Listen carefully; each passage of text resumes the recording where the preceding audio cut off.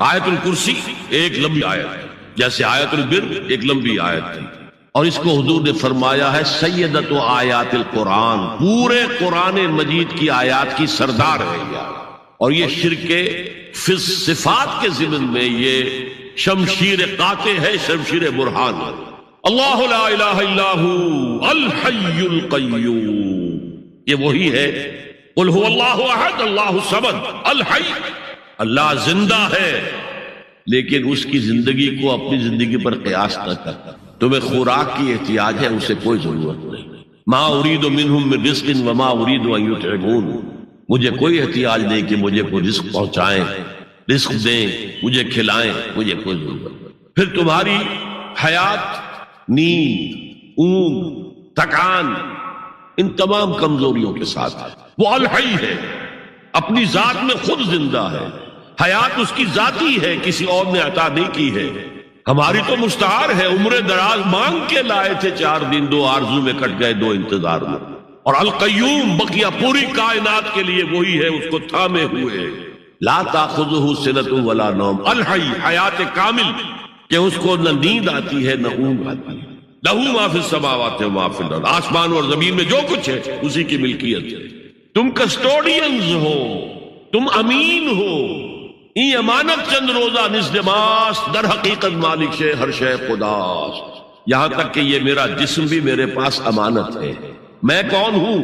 میری خودی، میری انا، میری روح جو پوزیس کرتی ہے اس بدن کو، لیکن یہ پوزیشن ملکیت کا نہیں ہے، امانت کا ہے۔ ای امانت، یہ ہاتھ بھی امانت ہے، میری زبان بھی امانت ہے، میری آنکھیں بھی امانت ہے۔ من ذا الذی یشفع عندہ الا باذنہ، یہ یہاں پر انداز بڑا پرجلال، کون ہے وہ جو شفاعت کر سکے اس کے دربار میں مگر اس کے اذن سے۔ کسی کا ذاتی، کسی کا زور، کسی کا اختیار نہیں ہے کہ جس کی بنا پر وہ شفاعت کرے، ہاں اللہ کے اذن سے۔ اور دوسری جگہ پر آتا ہے جس کے لیے وہ چاہے گا اور جس کو اجازت دے گا، جیسے کہ آتا ہے اما یتساءلون میں، یوم یقوم الروح والملائکۃ صفا، اور ان میں سے کوئی بھی بات نہیں کر سکے گا، کلام نہیں کر سکے گا، لا یتکلمون الا من اذن له الرحمن، سوائے اس کے جسے رحمان اجازت دے، وقال صوابا، اور صحیح بات کرے گا، کوئی غلط بات نہیں کرے گا۔ یعلم ما بین ایدیہم وما خلفہم ولا یحیطون بشیء من علمہ الا بما شاء، وہ تو جانتا ہے جو کچھ بھی ان کے سامنے ہے اور ان کے پیچھے ہے، اور یہ کوئی احاطہ نہیں کر سکتا مخلوقات میں سے، اس کے علم میں سے کسی کا بھی، سوائے اس کے جو وہ خود چاہے۔ یہاں بڑے ہی لطیف انداز میں شفاعت باطلہ کے تصور کی نفی ہو گئی۔ دیکھیے آپ کہیں جا کر کسی مجسٹریٹ سے سفارش کرتے ہیں تو کیا کہتے ہیں؟ اجی یہ فائل کے اوپر جو کچھ ہے آپ اس پر نہ جائیے، یہ گواہیاں وغیرہ جھوٹی ہو گئی ہیں، میں آپ کو بتاتا ہوں اصل بات کیا ہے۔ اللہ کے سامنے کوئی یہ کہہ سکے گا اے اللہ تیرے علم میں نہیں ہے، میرے علم میں ہے۔ یعلم ما بین ایدیہم وما خلفہم، وہ تو جانتا ہے جو کچھ ان کے سامنے اور جو کچھ ان کے پیچھے ہے۔ ولا یحیطون بشیء من علمہ الا بما شاء، اور ان میں سے کوئی بھی، جیسے کہ میں ابھی بتا چکا ہوں، بریلوی مرکب فکر بھی کہہ رہا ہے کہ اللہ کا دیا ہوا علم ہے، محمد رسول اللہ کا جتنا ہے، لا محدود نہیں ہے، محدود ہے، قریب نہیں ہے، حادث ہے، جتنا اللہ چاہتا ہے، جس کے لیے جتنا چاہتا ہے، لیکن اس کے علم میں سے احاطہ نہیں کر سکتا کوئی مگر جو وہ چاہتا ہے۔ وسع کرسیہ السماوات والارض، اس کا اقتدار چھایا ہوا ہے، مستولی ہے، آسمانوں پر بھی اور زمین پر بھی۔ ولا یؤودہ حفظہما، اور اسے عاجز نہیں کر سکتی ان دونوں کی حفاظت۔ قیوم وہی ہے، صمد وہی ہے، لیکن اسے کوئی تکان طاری نہیں رہی، عاجز نہیں رہی۔ یہ اصل میں نفی ہے جو تورات حافظے سے مرتب کی گئی تھی۔ 587 میں نبوکدنضر کا جو حملہ ہوا تھا اس میں اصل تورات گم ہو گئی، اس وقت سے آج تک وہ اصل تورات ان کے پاس نہیں۔ پیریڈ آف کیپٹیوٹی سے واپس آئے ہیں بیت المقدس میں، سائرس کے لطف و کرم کی وجہ سے، ذوالقرنین کے لطف و کرم کی وجہ سے، پھر یادداشتوں سے لوگوں نے وہ تورات مرتب کی ہے، تو اس میں انسانی فکر شامل ہو گیا۔ لہذا وہاں یہ لکھا ہے اللہ نے 6 دنوں میں آسمان اور زمین پیدا کیے اور 7ویں دن آرام کیا، یعنی کوئی تکان لائق ہو گئی۔ قرآن نے کہا، اللہ تعالیٰ نے فرمایا سورہ قاف میں، وَلَقَدْ خَلَقْنَا السَّمَاوَاتِ وَالْأَرْضَ وَمَا بَيْنَهُمَا فِي 6 أَيَّامٍ وَمَا مَسَّنَا مِن لُغُوبٍ، یقیناً ہم نے آسمان اور زمین اور جو کچھ ان دونوں کے مابین ہے انہیں 6 ہی دنوں میں پیدا کیا۔ وہ بات ٹھیک ہے، لیکن ہمیں کوئی تکان لائق نہیں ہوئی کہ ہمیں کسی آرام کی ضرورت ہو. لا یعودہ حفظہما وہو العلی العظیم. العلی وہی ہے سب سے بلند و بالا. لتکون کلمۃ اللہ ہی العلیٰ، تاکہ اللہ کا کلمہ سب سے سربلند ہو جائے، اور وہی عظیم ہے، عظمت والا. اللہ تعالیٰ مجھے اور آپ کو اس سے بچائے، اپنے سابقہ زندگی کے گناہوں پر توبہ کرنے کی اور اللہ سے استغفار طلب کرنے کی توفیق عطا فرمائے، اور اپنے دینی فرائض کی انجام دہی کے لیے کمر بستہ ہو جانے کا عزم مصمم کر لینے کی توفیق عطا فرمائے. زندگی میں دکھ اور سکھ ان کا چولی دامن کا ساتھ ہے. دکھ بھی ہے، سردی کے ساتھ گرمی بھی ہے، نرمی کے ساتھ سختی بھی. ان مع العسر یسرا، ان مع العسر یسرا، یسر کے ساتھ عسر ہے، عسر کے ساتھ یسر. لیکن انسان نفسیاتی طور پر متاثر جو ہوتا ہے زیادہ وہ تکلیف سے، دکھ سے. خوشی آتی ہے تو وہ ایسے گزر جاتی ہے، اس کا وقت کا بھی پتہ نہیں چلتا، گزر بڑی تیزی کے ساتھ وقت گزر جاتا ہے. لیکن غم کا معاملہ ہو جائے تو ایک ایک لہجہ جو ہے وہ بڑا کٹھن ہو جاتا ہے، بڑی مشکل سے گزر. تو انسان کے احساسات پر زیادہ جو اثر آتا ہے وہ دکھ کا.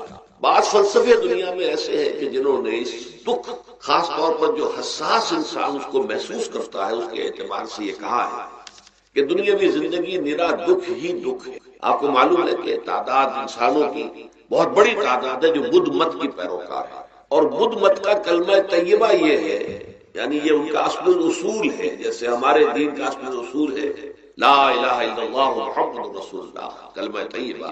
ان کا جو کلمہ طیبہ ہے وہ یہ سروم دکھم، سب دکھ ہی دکھ ہے، سب مصیبت ہی مصیبت ہے. انسانی زندگی جو ہے وہ تو صرف دکھوں سے اور تکلیفوں سے عبارت ہے. اسی کو غالب نے بھی کہا ہے، آپ نے یہ شعر بھی غالب کا میں نے بہت سے دروس میں سنا ہوگا کہ قید حیات و بند غم اصل میں دونوں ایک ہے. یہ قید حیات ہے. ابھی آپ حدیث سن رہے تھے دنیا سجن المومن، مومن کے لیے یہ دنیا کی زندگی جو ہے جیل خانہ ہے، یہ قید ہے، قید حیات. جیسے جیل میں آدمی اپنی مرضی سے نہیں جاتا، بھیجا جاتا ہے، اپنی مرضی سے نہیں نکلتا بلکہ نکالا جاتا ہے. اسی طرح لائی حیات آئے قضا لے چلی چلے، اپنی خوشی سے آئے نہ اپنی خوشی چلے.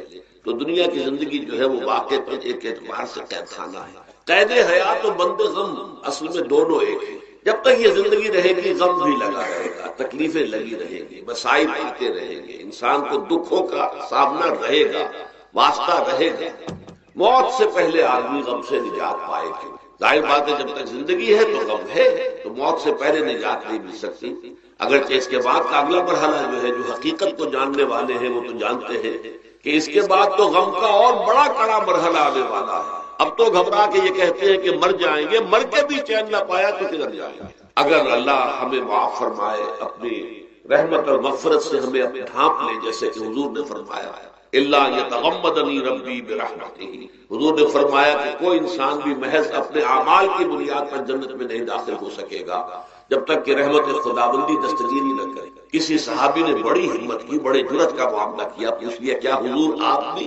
ظاہر بات ہے آپ بھی انسان ہیں، آپ بھی بشر ہیں، قرآن مجید میں کہلوایا گیا ہے وَإِنَّمَا أَنَا بَشَرٌ مِثْلُكُمْ. تو اگر آپ کہتے ہیں کوئی انسان جنت میں داخل نہیں ہو سکے گا محض اپنے اعمال کی بنیاد پر جب تک کہ رحمت خداوندی دستگیری نہ کرے، تو کیا آپ بھی اس قاعدہ کلیہ میں شامل ہیں؟ آپ نے فرمایا ہاں میں بھی. اللہ یتغمدنی ربی برحمتہ، جب تک کہ میرا رب مجھے اپنی رحمت سے ڈھانپ نہیں لے گا میں بھی جنت میں داخل نہیں. تو اس اعتبار سے اللہ تعالیٰ وہاں ہمیں بچا لے. لیکن جو وہاں نہیں بچایا گیا، اب ظاہر بات ہے کہ اس کے لیے جو مصیبت ہے وہ تو پھر دائمی ہے، ابدی ہے، دکھ ہی دکھ. میں اس کی طرف زیادہ جانا نہیں چاہتا. اس وقت اصل میں میرا موضوع جو ہے وہ اس دنیا میں دکھوں کا علاج.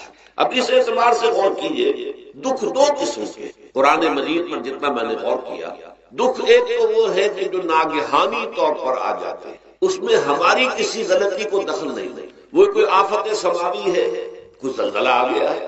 ابھی آپ کو معلوم ہے بھوج جو قصبہ تھا گجرات اسٹیٹ کا، انڈیا کا پورا ختم ہو گیا. اس میں بہت سے مسلمان بھی. جب کوئی آفت سماوی آتی ہے تو وہ ظاہر بات ہے کہ پھر سب کے سب لوگ اس کی لپیٹ میں آ جاتے ہیں. زلزلہ آ گیا یا کوئی اور طوفان آ جائے، جیسا کہ کئی مرتبہ آپ نے اخبارات میں پڑھا ہوگا اس سال امریکہ میں بہت طوفان آئے ہیں. مشرقی ساحل پر بار بار طوفان آئے، وہاں بھی لوگ مرتے ہیں، وہاں بھی چھتیں اڑ جاتی ہیں، وہاں بھی تباہی جو ہے آتی ہے.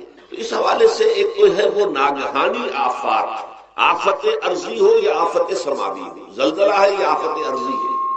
طوفان آ گیا ہے، کوئی سائیکلون آ گیا یا آفت سماوی ہے، یا کوئی آسمان سے بڑا سا پتھر آ جائے. آپ کبھی کبھی اخبارات میں پڑھتے ہوں گے کہ ایک بڑی چٹان پاس سے گزر گئی، بہت بڑی خلائی چٹان جو ہے زمین کے قریب سے ہو کر گزر گئی، زمین بچ گئی، ورنہ اگر وہ زمین سے ٹکرا جاتی تو نہ معلوم کتنا بڑا یہاں پر تباہی کا معاملہ ہوتا. بڑے بڑے جو ہے شہاب گرتے رہے زمین کے اوپر، بڑی بڑی تباہی آتی نہیں بس. تو ایک تو یہ ہے، اور ان میں بھی تقسیم کیجئے یہ ناگہانی تکلیف، ناگہانی مصیبت، یا کوئی آفت سماوی یا آفت ارضی، اس کی بھی پھر دو قسمیں ہو گئی. ایک وہ کہ جو افراد کو متاثر کرتی، انفرادی شخص، آدمی سڑک پر جا رہا تھا، پیچھے سے آ کر کسی گاڑی نے ٹکر ماری، گر گیا، ٹانگ ٹوٹ گئی. اب ظاہر بات ہے کسی میں اس کا کوئی قصور نہیں ہے، یہ اللہ تعالیٰ کی طرف سے بات آ گئی ہے. یا یہ کہ کوئی اگر اجتماعی سطح پر آیا، جیسا کہ زلزلہ ہے، یا جیسا کہ کوئی سائیکلون ہے، کوئی بڑا طوفان ہے، بہت بڑے فلڈز آ گئے ہیں. اس وقت بھی موزمبیق میں بہت بڑا فلڈ آیا ہوا ہے، ساؤتھ افریقہ میں، اور افریقہ میں پچھلے سال بھی بہت بڑا فلڈ آیا تھا، بڑی تباہی آ رہا. تو یہ آفت سماوی، یہ ظاہر بات ہے کہ اجتماعی سطح پر آتی، بڑی بڑی مقدار میں، تعداد میں لوگ متاثر ہوتے ہیں، لاکھوں لوگ بے گھر ہو جاتے ہیں، ہزاروں آدمی مارے جاتے ہیں. پہلی شکل جو ہے دکھ کی، جیسا کہ میں نے عرض کیا، وہ ناگہانی دکھ، کوئی آفت ارضی، کوئی آفت سماوی، خواہ وہ انفرادی ہو خواہ اجتماعی. اس کے ضمن میں کیا علاج ہے؟ ظاہر بات ہے کہ اس کا علاج یہ تو نہیں ہو سکتا کہ آپ اس کو ختم کر سکیں. انگریزی کا ایک محاورہ ہے، what cannot be cured must be endured. جو چیز جو ہے جس کا علاج نہیں ہو سکتا وہ تو برداشت کرنی پڑے گی. بعض بیماریاں بھی ایسی ہیں، ڈائبٹیز ہو گئی ہے، شوگر کا مرض ہو گیا، ڈاکٹر آپ کو بتائے گا کہ بھائی اب یہ مرض جائے گا نہیں، اب آپ کو اس مرض کے ساتھ ہی اپنے آپ کو ایڈجسٹ کر کے اپنی غذا وغیرہ اس کے مطابق طے کر لیجیے، ورنہ یہ کہ یہ نہ سمجھیے کہ یہ مرض چلا جائے گا. تو what cannot be cured must be endured. لہذا ان آفت سماوی و عرضی، چاہے وہ انفرادی سطح پر متاثر کرتی ہوں انسانوں کو، اور چاہے اجتماعی سطح پر، اس کا تو علاج ایک ہی ہے. عربی میں بھی ایک محاورہ یہ ہے کہ کسی نے پوچھا تھا کہ بچھو کے کاٹے کا کیا علاج ہے؟ البکاء الی الصباح، رات کو اگر کاٹا ہے کسی بچھو نے تو روتے رہو صبح تک، یہی علاج ہے، اس کا اور کوئی علاج ہے ہی نہیں. تو جو چیز لا علاج ہے اسے برداشت. گویا کہ یہاں جو اصل شے ہوگی کہ دنیاوی آفات، عرضی و سماوی آفات، ناگہانی آفات، ناگہانی مصیبتیں، ان کے ضمن میں ہمیں ایسی شے کی ضرورت ہے جو ہمارے اندر برداشت پیدا کرے، اس کو جھیلنا آسان بنانا، ہم اس کی وجہ سے بجھ کر نہ رہ جائیں، ہماری ہمتیں جواب نہ دے جائیں، ہمارا ارادہ ختم نہ ہو جائے، ہمارا حوصلہ پست نہ ہو جائے، بلکہ برداشت، جھیلنا ہو، تحمل. ابھی بھٹر صاحب کہہ رہے تھے اللہ تعالیٰ ذرا سا متحمل ہے. میں نے کہا یہ بہت غلط بات کہہ رہے، اللہ بہت متحمل. وہ ذرا سا تو یوں سمجھیے کہ ان کے کہنے کے انداز میں یہ بات آ گئی، ذرا سا رحیم بھی ہے. نہیں، وہ بہت رحیم ہے، بہت متحمل ہے، بہت حلیم. لیکن یہ کہ ہمیں یہ جو آفات سماویہ اور عرضیاں ہیں جو ہمارے اوپر آ جاتی ہیں اللہ کی طرف سے، ان کے ضمن میں ذہنی ایک ایٹیچیوڈ پیدا ہو جائے، سوچ کا ایک خاص رخ بن جائے، انسان کے احساسات ایک خاص طرز پر ڈھل جائیں، تو پھر ان کو برداشت کرنا آسان ہے. اور وہ کیا ہے؟ وہ ہمارے ایمان کا لازمی تھا. ایمان ہمیں یہ بتاتا ہے کہ کوئی مصیبت زمین میں آتی ہے نہ تمہاری جانوں پر آتی ہے بغیر اذن رب. جو کچھ آ رہا ہے اللہ تعالیٰ کے فیصلے سے آیا ہے. یہ کوئی اندھا بہرا مادہ نہیں ہے، یہ کوئی اندھا بھینسا نہیں ہے کہ اس نے آ کے آپ کو ٹکر مار دی ہے. نہیں، یہ تو سمیع و بصیر، علیم و خبیر اللہ اور حکیم اور قدیر اللہ کا فیصلہ ہے. لہذا یہ من جانب اللہ ہے، اس کو تم سمجھو کہ اللہ تعالیٰ کی طرف سے ہے. اور جب اللہ کی طرف سے ہے تو سورہ آل عمران میں فرمایا بیدہ الخیر، اس کے ہاتھ میں تو خیر ہی خیر ہے. یعنی بظاہر تمہیں محسوس ہوتا بھی ہو کہ یہ میرے لیے تکلیف دہ بات آ گئی ہے، تو اس کو یوں سمجھو کہ اس کا نتیجہ جو میرے حق میں نکلے گا وہ خیر ہوگا. فوری طور پر تو تکلیف ہے، مجھے اچھی نہیں لگ رہی، ناگوار ہے، لیکن نتیجہ اس کا خیر نکلے گا. جیسے بچہ بیمار ہے، ماں اسے دوا پینے پر مجبور کر رہی، کڑوی دوا ہے، وہ تو سمجھتا ہے مجھ تو بڑا ضرور ہو رہا ہے. یا آپ لے گئے اسے ڈاکٹر کے یہاں ٹیکا لگوایا ہے، وہ تو چیخ رہا ہے، رو رہا ہے، لیکن آپ کو معلوم ہے، کاش اسے بھی معلوم ہو جائے کہ یہ میرے خیر کے لیے، میرے بھلے کے لیے. اگر اسے یہ معلوم اور محسوس ہو جائے تو اس کی تکلیف اس کے اندر بہت کمی آ جائے گی، وہ سہار لے گا، اس کو وہ برداشت کرے گا. اس حوالے سے اس کا جو ہمارے دین میں اس کا نام ہے، اس ذہنی کیفیت کا، ان احساسات کا، اسے اب کہتے ہیں تسلیم و رضا. جو کچھ آ رہا ہے اللہ کی طرف سے آ رہا ہے، لہذا سر تسلیم خم، اے اللہ ہم قبول کرتے ہیں. رضا، ہر حال میں تیری رضا پر راضی، جو تیرا فیصلہ ہے ہمیں بصر و چشم قبول ہے، تسلیم و رضا، ہم بھی تسلیم کی خو ڈالیں گے، بے نیازی تیری عادت ہی صحیح۔ اللہ تو بے نیاز ہے، لیکن اے اللہ تو ہمارے لیے جو بھی تکلیف کا تو نے فیصلہ کیا تسلیم کی خو ڈالیں گے، عادت پیدا کر لیں گے اپنے اندر کہ ہر ساقی ماریخ کہنے الطافس، کہ میرا ساقی میرے پیالے میں جو کچھ ڈال دے اس کا لطف و کرم لیں گے۔ یہ مقام رضا ہے، یہ ایمان کا ایک ایسا تقاضا ہے کہ جس کو ہم کہیں گے ایمان کی حلاوت، ایمان کی مٹھاس۔ اگر آپ کا منہ کڑوا ہو جائے تو آپ چینی کھاتے ہیں تاکہ منہ کا ذائقہ ٹھیک ہو جائے۔ اگر تکالیف کی وجہ سے، دکھ کی وجہ سے آپ کے احساسات کے اندر کوئی خرابی پیدا ہو رہی ہے، یہ جو مقام رضا ہے یہ اس کے لیے قند ہے، یہ اس کے لیے چینی ہے، یہ اس کے لیے شہد ہے، یہ اس کی تلخی کو ظاہر کر دینے والی چیز کہ اللہ تیری رضا پر راضی، راضی و رضائے رب۔ اب اس کے ضمن میں سمجھئے، یہ تو اصولی بات میں نے آپ کو بتا دی۔ اس کی تین کیفیات ہو سکتی ہیں، کیوں اللہ کی طرف سے یہ چیزیں آتی ہیں۔ سب سے پہلی شے ہے، اب وہ جو آیات میں نے سنائی تھی وہ سن لیجیے پہلے ترجمہ۔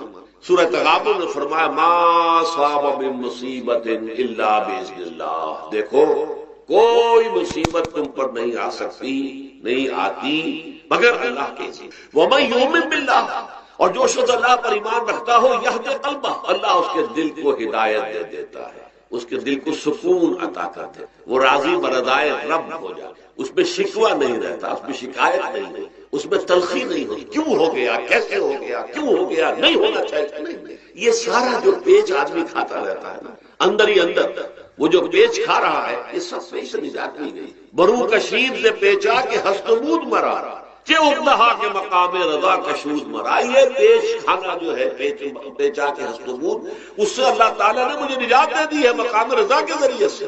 کتنے بڑے بڑے عقدے میرے حل ہو گئے اس مقام رضا سے، کہ اقدہا کہ مقام رضا کشود میرا، میرے تو بہت سے عقدے اس سے حل ہو گئے۔ اس حوالے سے ایک موٹی بات تو یہ ہو گئی، لیکن اب اس کو تین حصوں میں تقسیم کی۔ پہلی بات یہ کہ یہ اللہ کی طرف سے آزمائش کے طور پر، آزمائش میرا بندہ اس پر صبر کرتا ہے یا نہیں، یا میرے خلاف بکواس کرنے پر آمادہ ہو جائے۔ اللہ تو ایسا ہے، اللہ نے تو ہم پر کبھی کرم کیا ہی نہیں، اللہ تو ظالم، معاذ اللہ معاذ اللہ معاذ اللہ، کہیں ایسا تو نہیں۔ میرا بندہ جو ہے تکلیف کو جھیلتا ہے میری وجہ سے، یہ سمجھ کے کہ اللہ کی طرف سے آئی۔ یہ صبر جو ہے یہ بہت بڑی کامیابی ہے اگر انسان کو حاصل، اور اس صبر کے نتیجے میں دو اور باتیں پیدا ہوتی۔ یہ مضامین علیحدہ علیحدہ دروس کے اندر آتے رہے ہیں، لیکن آج ایک نئے عنوان کے تحت جمع ہو کر آ رہے ہیں۔ پہلی بات یہ ہوتی ہے کہ یہ امتحان کا نتیجہ کیا نکلتا ہے کہ آپ نے ایک امتحان پاس کیا تو آپ کے اگلے درجے میں ترقی ہو جائے۔ 5ویں کا امتحان پاس کر لیا نا تو 6ٹھی میں جائیں گے، اب 6ٹھی کا امتحان پاس کریں گے تو 7ویں میں جائیں گے، 7ویں کا پاس کریں گے تو 8ویں میں۔ درجہ بدرجہ انسان کی دینی، ایمانی اور روحانی ترقی کا ذریعہ یہ آزمائش ہے۔ جتنا اس میں صبر ہوگا، جتنا اس میں تسلیم و رضا جو ہے آپ حاصل کرتے جائیں گے تو آپ کے درجے بلند ہوتے چلے جائیں گے۔ آپ کا امتحان کڑے سے کڑا آئے گا، بڑے سے بڑا آئے گا، مشکل سے مشکل تر آئے گا۔